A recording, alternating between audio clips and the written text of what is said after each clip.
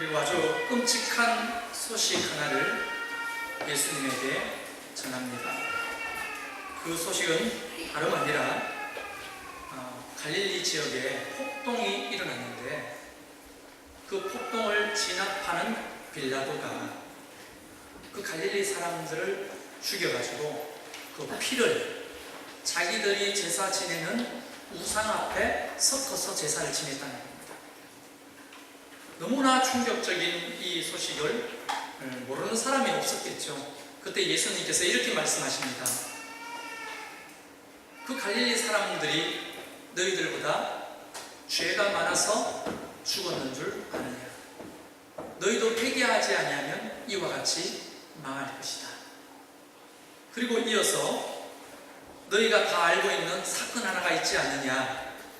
우리가 요즘 세월호 사건, 남녀노소, 아이들까지 모르는 사람이 없잖아요. 그것처럼 그때 당시에 이스라엘에 굉장히 끔찍한 사건이 있었는데 실로암에 망대가 무너져서 18명이 깔려 죽는 사건이 벌어졌습니다. 모르는 사람들이 없어서 정도로 굉장히 큰 사건이었습니다. 그 얘기를 하시면서 또한 이렇게 말씀하십니다. 그 갈릴리 망대에 깔려 죽은 18명도 너희보다 죄가 많아서 죽은 줄 아느냐? 너희도 회개하지 아니하면 이와 같이 망할 것이다. 이렇게 말씀을 했습니다. 왜 이런 말씀을 하셨느냐 하면 그때 당시의 시대 상황을 알아야 합니다. 시대 상황이라기보다도 영적인 상황을 알 필요가 있죠. 그때 대제사장, 그 다음에 또 여러 명의 제사장들, 그리고 수종도는 레위인들, 말씀을 받들어서 기록하는 서기관들, 그리고 많은 평민들의 선생이라고 자처했던 바리새인들, 처음부터 하나같이 다 영적으로 굉장히 심각하게 타락한 상태였습니다. 어디서부터 무엇을 어떻게 고쳐야 될지도 모르는 아주 영적으로 심각한 타락 상황에 놓여있는 이스라엘의 영적 상태를 예수님께서 가감없이 꼬집은 말씀이죠. 너희들도 변하지 아니하면 이와 같이 망하게 될 것이라. 그러면서 이어지는 비유의 말씀이 오늘 읽었던 이 무화과 나무의 비유입니다. 비유인 즉슨 그냥 쉽게 이야기하면 이런 겁니다. 그 얘기를 이어서 한 사람이 포도밭을 가지고 있었는데 이 포도밭에 무화과를 심었습니다. 그런데 3년 동안 내내 와서 무화과 나무에 열매가 있는지를 찾았으나 무화과 나무 열매가 없는 거예요. 그래서 제가 좀 각색해서 이야기하면 포도밭을 지키는 포도원 지기를 부르면서 뭐라고 부를까요? 김집사라고 합시다. 김집사님 제일 말하니까 에이 김집사! 도끼 가지고 와라! 주인이 이렇게 불렀습니다. 주인이 부르니까 김집사님이 도끼를 가지고 주인 앞으로 갔습니다. 그리고 주인이 이렇게 말하는 거예요. 열매도 없는데 이 무화과 나무를 그냥 찍어버려라. 그러니까 이 포도원 지기가 깜짝 놀라면서 이 도끼를 뒤로 감추면서 주인님 한 해만 더 기회를 줘보십시오. 제가 더 열심히 거름을 주고 물을 줘서 키워보겠습니다. 그리고 내년에도 만약에 과실이 없으면 그때 찍어버리십시오. 그렇게 간청을 하니까 주인은 그냥 아무 말 없이 뒤로 돌아섰습니다. 이런 얘기예요. 이 이야기 속에서 저는 늘 설교하고 읽을 때마다 좀 강하게 다가오는 단어들이 있었습니다. 그 단어들은 굉장히 불편한 단어들이었어요. 어떤 단어들이겠습니까? 여러분도 속 다르지 않다고 생각하는데 이런 겁니다. 찍어버리라. 이런 단어들이 자꾸만 너무 세니까 마음이 와닿는 거예요. 그리고 불편한 거예요. 열매가 없으니 찍어버리라.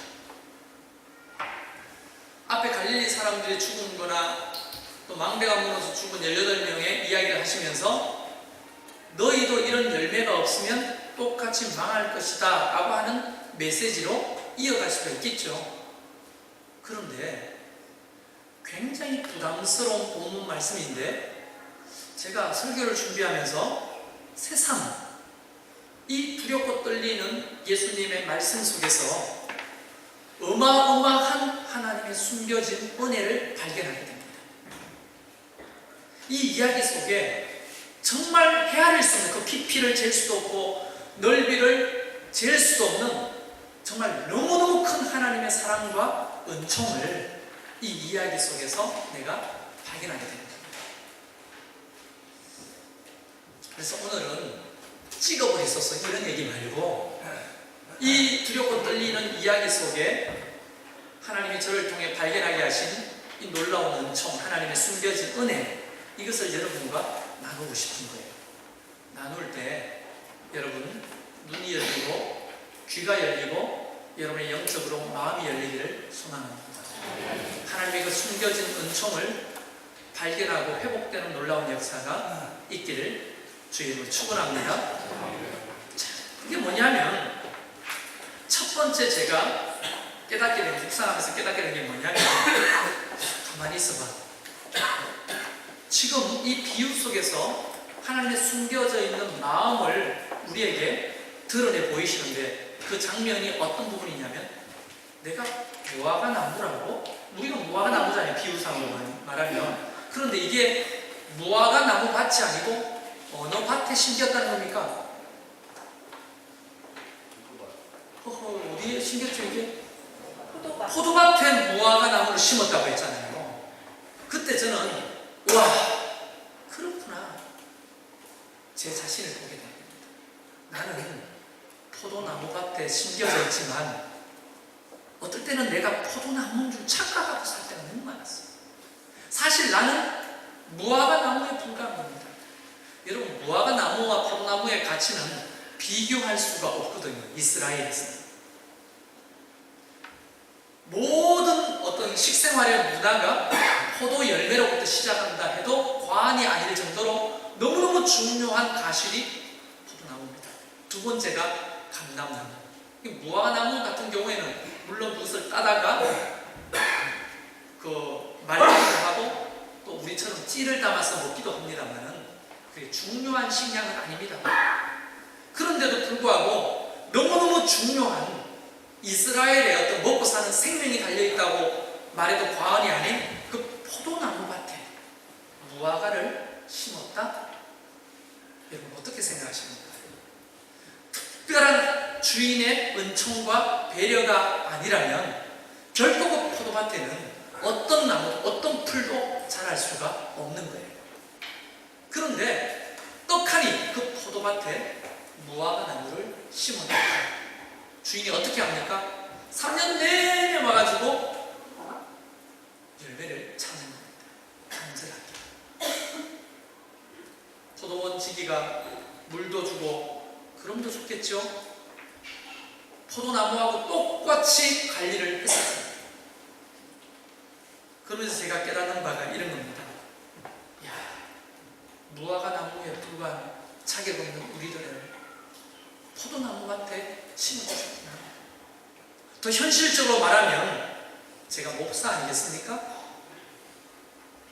그런데 사실 목사가 아무나 됩니까?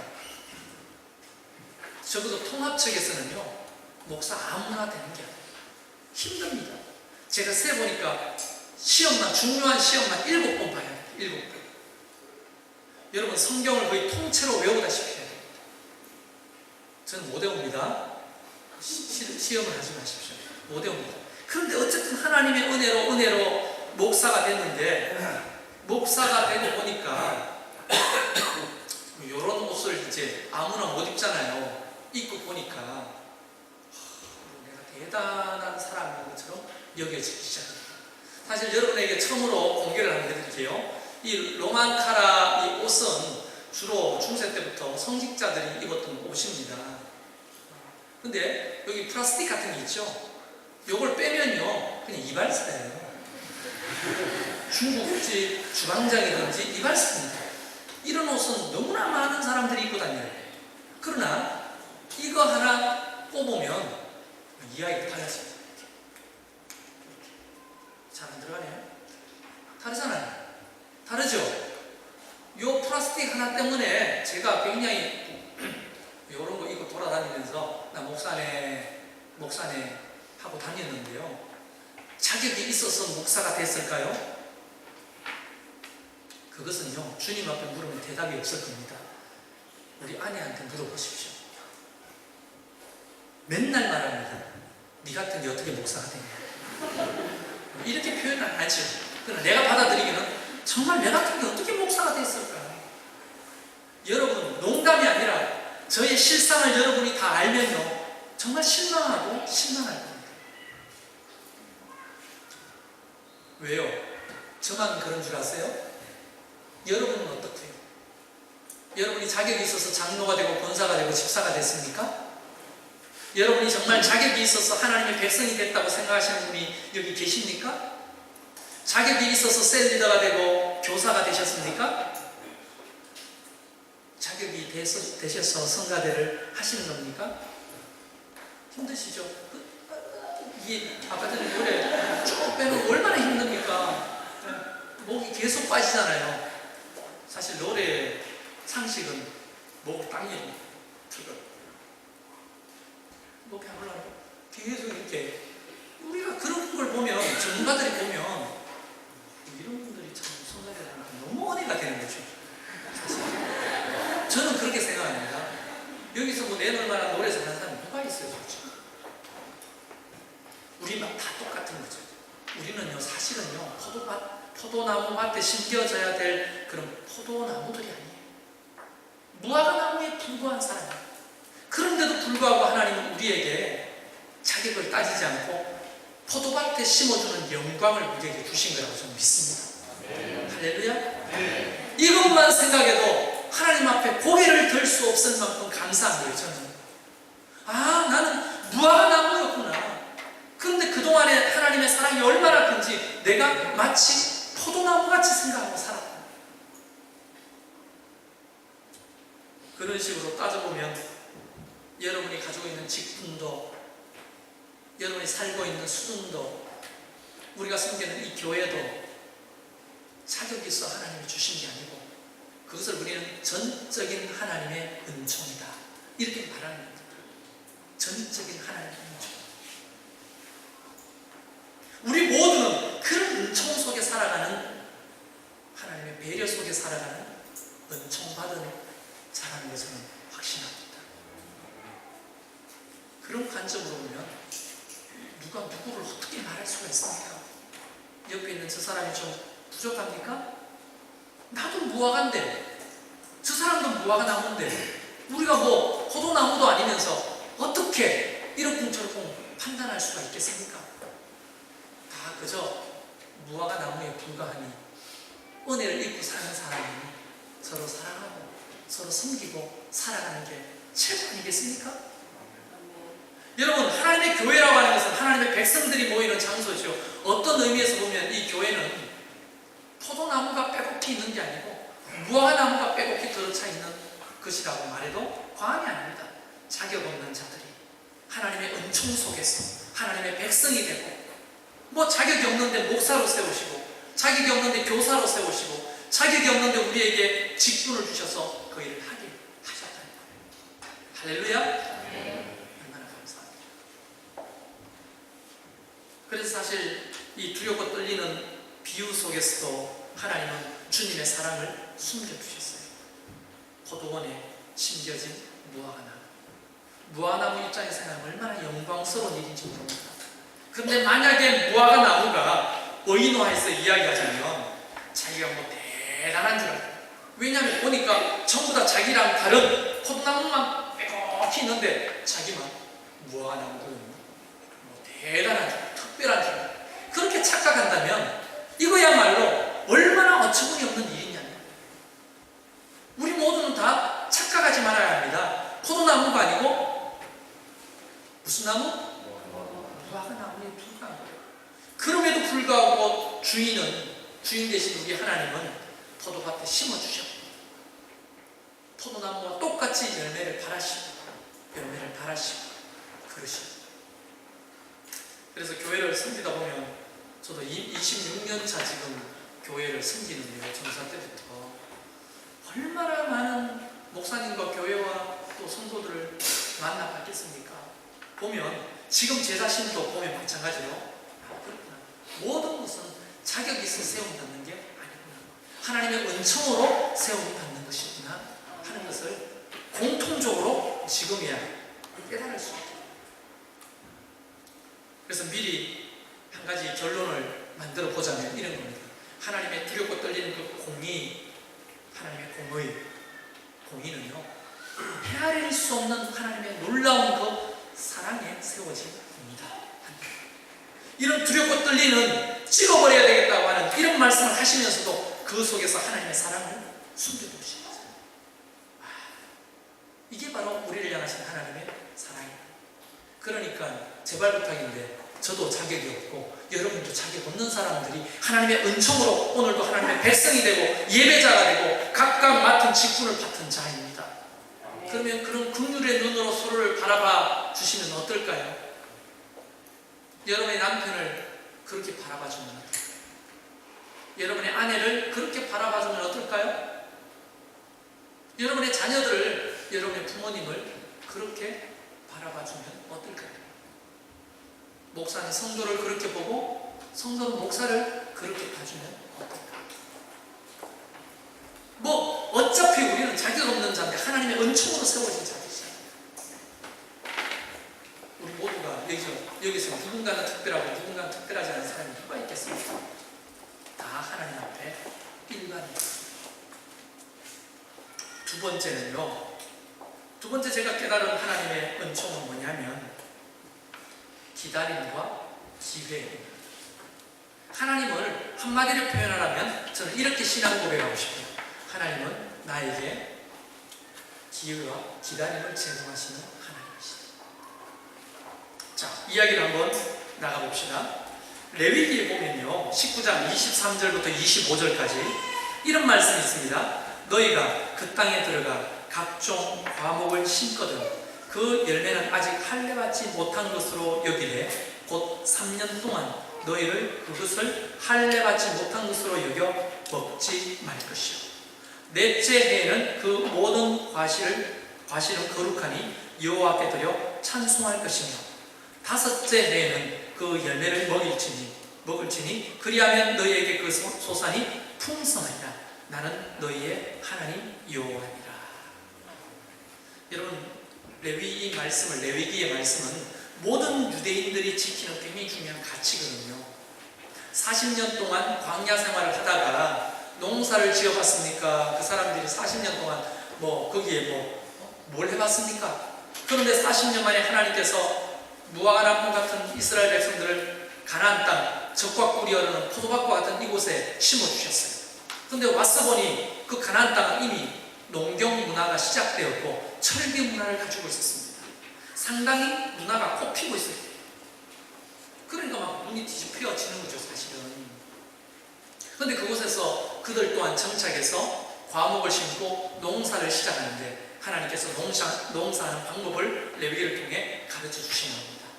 그런데 이스라엘 백성들은 과목을 심고 열매를 딸 때 꼭 이 레위기의 말씀대로 지키면서 살았던 거죠. 예수님이 이런 비유를 하실 때도 이 말씀을 염두하고 하셨을 것이 뻔합니다. 왜? 이것은 너무나 당연한 일이기 때문에.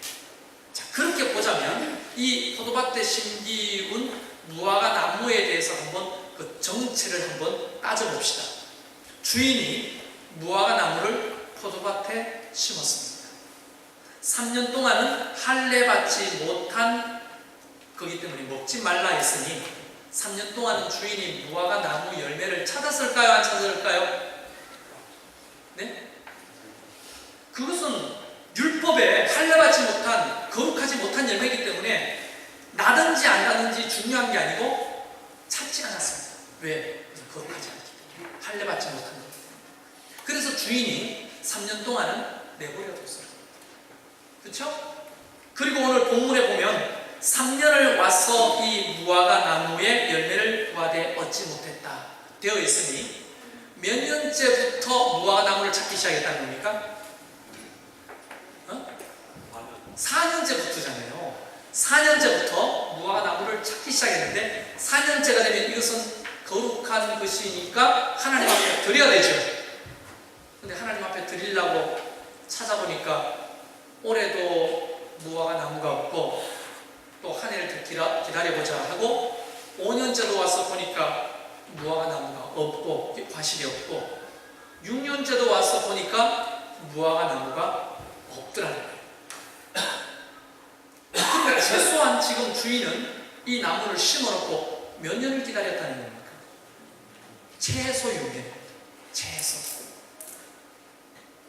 여러분, 이것이 우리를 향하신 하나님의 기다림과 기회입니다. 그런데도 불구하고 무화과 나무 열매가 없으니 찍어버리려고 했으나 예수 그리스도, 포도원직이 되시는 예수 그리스도가 한 해만 더 기회를 달라고 주인한테 간청을 했고 주인은 그것을 허락을 했죠. 그러니까 최소 지금 7년째 기회를 주는 거예요. 이 무화과 나무에. 공교롭게도 우리 교회는 개척한 지 6년째입니다. 그리고 그 교회가 이제 7년 접어들게 되는 거예요. 회수입니다.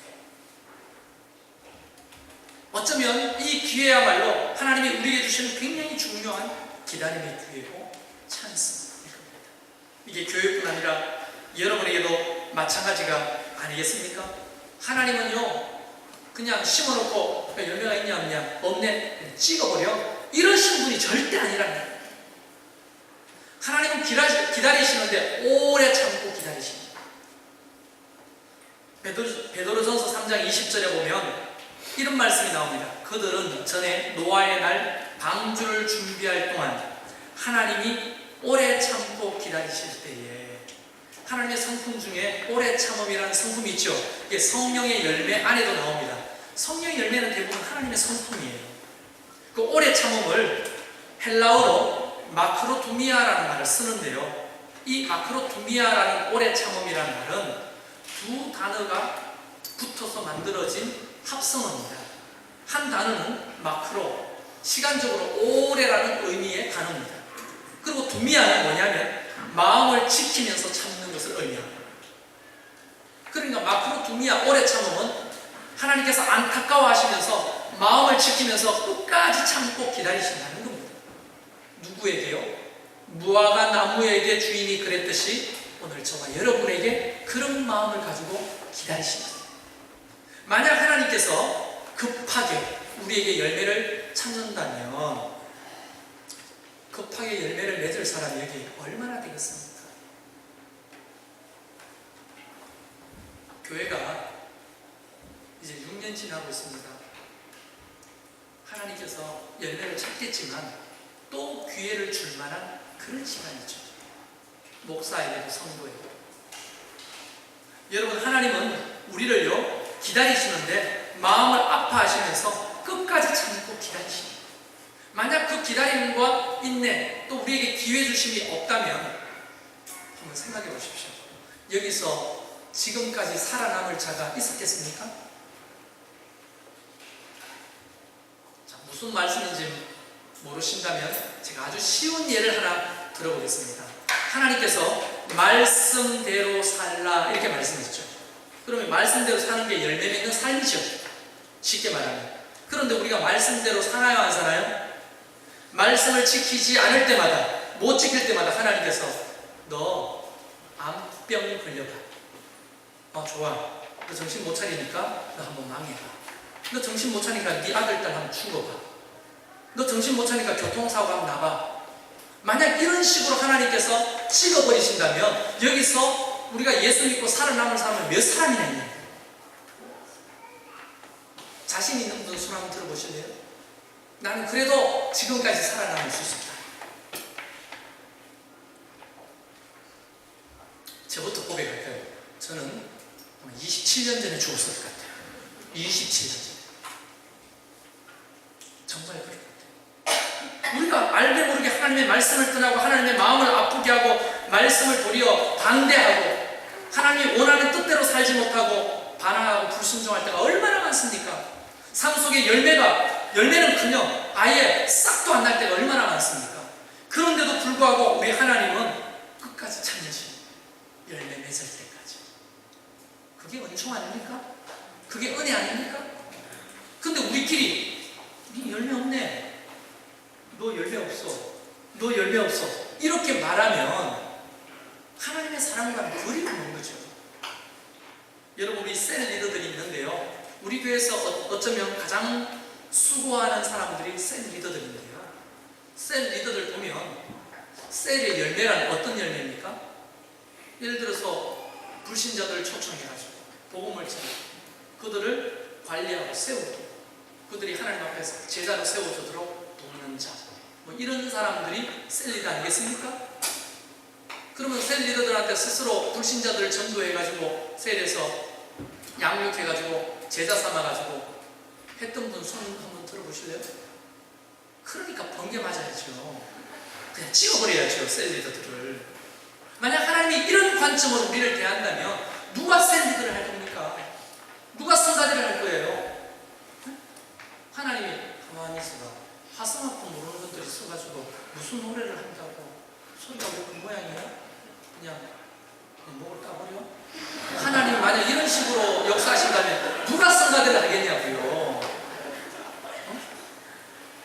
목을 안 땄는데도 목 따는 소리가 나니 이게 어떻게 된 겁니까? 예를 들어서 여러분, 비판하는 게 아니에요. 누가 쓰더라도 똑같은 거 아니겠습니까? 우리가. 그러나 우리의 연약한 모습 그대로를 가지고 주님 앞에 하는 거죠. 주님이 무슨 열매를 바라겠습니까? 기다려주신 거죠. 참아주신 거죠. 여러분의 성품, 또 여러분의 신앙, 여러분의 관계, 사명, 맡은 직분들 다 마찬가지입니다. 목사 또한 여러분을 판단하거나 정죄할 수가 없는 거예요. 어떻게 판단하고 정죄합니까? 목사 또한 하나님의 기다림과 찬스 속에 있는 그 은총 속에 있는 사람인데 누가 누구를 판단하고 정죄할 겁니까? 그냥 기도해주고 지켜봐주는 거죠. 목사는 끊임없이 말씀에 걸음을 주고 가꾸어 주는 거죠. 그러면 언젠가는 누군가는 먼저 꽃을 피우고 열매를 맺지 않겠습니까? 그래서 목회는 지루한 겁니다. 기다림이 필요한 거라고 생각해요. 진짜 온 지 3년밖에 더 됐으니까 3년 와서 이 정도 되면 난 놀랄 로자라고 생각합니다. 은총이죠. 이제 횟수로 4년 됐다. 여러분, 이 하나님의 기다림을 잘 표현한 이야기가 누가복음 15장에 나옵니다. 모든 사람들이 다 아는 탕자의 비유. 여러분, 탕자가 어느 날 참다 못해 전화 한 통화를 하고 장님, 아버지 저예요. 그래 이놈아, 밥은 먹고 사냐? 네 아버지, 이제 집에 돌아가려고요. 그래 어서 오너라. 언제 오냐? 내일 모레 저녁 7시쯤 도착할 것 같아요. 그래 어서 오너라, 기다릴게. 그리고 이틀이 지나고 저녁 7시쯤 돼가지고 아버지가 동구 밖까지 나와 있는 겁니까? 네? 그런데 탕자가 어느 날 가보니까 아버지가 동구 밖까지 나와 있었잖아요. 그 말은 아버지가 날마다 나와서 아들을 기다렸다는 거 아닙니까? 날마다 기다렸다. 날마다. 그게 우리를 향하신 하나님 아버지의 마음이에요. 여러분, 날마다 기다리시면 안 올 줄 알면서도 기다리는 마음 어떤 걸까요? 여러분, 세월호 아직 찾지 못한 12명의 실종자가 있습니다. 지금도 팽목항에서 그들을 기다리는 사람들이 있어요. 여러분, 아픈 얘기지만 12명이 살아있을까요? 죽었을까요? 살아있다고 생각하는 사람 여기 누가 있어요? 기다리는 가족들도 살았다고 생각할까요? 혹시나? 죽었다고 생각하면서도 기다리는 게 부모의 마음 아닙니까? 그게 우리를 향하신 하나님의 마음인데 그거를 마크로토미아라고 말한다고요. 어마어마한 은총 아닙니까? 이런 은총 속에 우리가 살고 있잖아요. 이제 우리는 이런 하나님의 기다림과 은총 속에서 반응하는 그리스도인이 되어야 합니다. 반응해야죠. 그 사랑에 반응하는 거죠. 하나님의 공의에 반응해서 무서움에 반응해서 뭔가를 하는 게 아니에요. 하나님의 심판이 찌르버릴까봐 두려워가지고 그 교회에 2.0 하는 게 아닙니다. 하나님의 그 놀라우신 사랑, 특별한 배려, 그 기다림, 그 사랑을 생각할 때 너무너무 감사하고 너무너무 고맙고 너무너무 놀라워서 이제 우리 또한 열매를 맺는 삶을 살았으면 좋겠다 하는 거죠. 여러분 그 교회 2.0 하니까 교회 좋으라고 하는 걸로 착각하십니까? 목사 좋으라고 2.0 하는 게 아닙니다. 그 교회 2.0은요 무와 같은 여러분이 열매 맺게 하는 2.0. 여러분을 회복시키는 프로그램이에요. 여러분의 가정을 회복시키는 시스템입니다. 여러분이 성장하고 하나님 앞에 세워지는 여러분의 가정과 여러분의 자녀와 여러분을 위한 거예요. 목사를 위한 게 아니에요.